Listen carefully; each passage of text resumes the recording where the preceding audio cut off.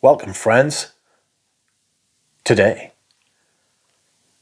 we are doing another fragrance review. Remarkable. That is right, my friends. Once again, I have returned to you, this time with another fragrance review. And the fragrance we are reviewing today is Tiffany For Men Cologne by Tiffany. This review will follow my tried and trusty technique where I tell you the notes, tell you which notes I get the most of, and then just discuss the fragrance until I can discuss the fragrance no more.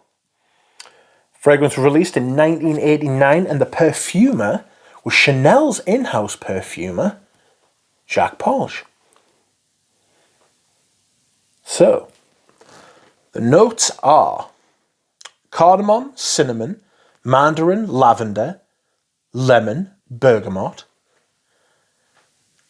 rose, carnation, jasmine, patchouli, iris, nutmeg, sandalwood. Base notes: oak moss, vanilla, tonka, amber, incense. Okay, I was sighing when I began to read out the notes in this because it's very, very hard to pick out the notes individually from a Jacques Polge fragrance. You have to really, really focus in there to pull them out of the whole, because the whole is so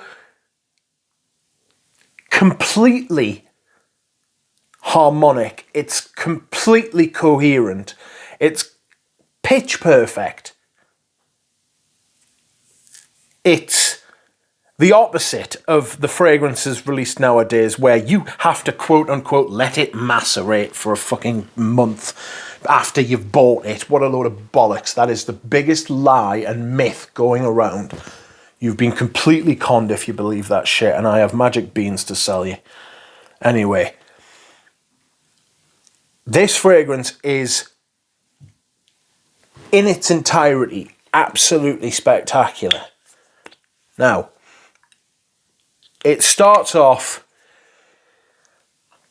with a citric, slightly spicy top. So immediately I get lemon, bergamot, and that's the very thin end of the wedge. That kind of pins the head of the fragrance to your skin and allows the rest to burrow in. It begins to open up a bit more with like lavender appears, and that introduces more creamy, warm aspects of the things like the iris and the sandalwood. And then you get a little bit more spiciness, like a little bit more heft of the spice from the nutmeg. So your spices sort of start off with cinnamon and cardamom, which is a well-trodden path, but then it's much more of that classic vintage men's fragrance with the nutmeg. The nutmeg opens up. It becomes a lot more expansive. And I don't mean fresh air. I mean like there's just it's got heft. There's bulk, there's strength. And it opens the fragrance up, and it opens up the world of what lies beneath. And what lies beneath is the very well-known classic kind of Oriental Chypre Chanel DNA. That rose, jasmine, patchouli, carnation, heart, along with the other notes, which kind of simply serve to expose the heart. That they dance around the outside of this very classic, this very elegant mid to late century 1900s chypre heart of rose, jasmine, carnation.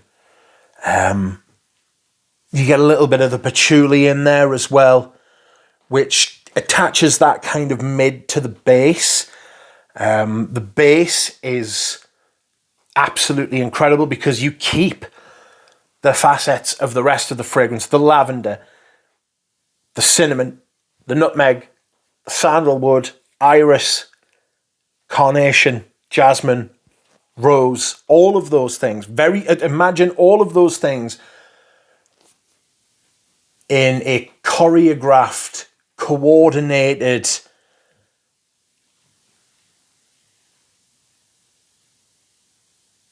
dance. I was going to say maelstrom, but it's nothing like a maelstrom because it's completely coherent. There's nothing chaotic about it whatsoever. It's very... You have confidence in the fragrance, you know, to be brilliant. The vanilla in the base is very rich. It's very creamy. It's a little sweet. It's a little bit green as well with the oak moss. Tonka bean keeps it warm, keeps it ambery.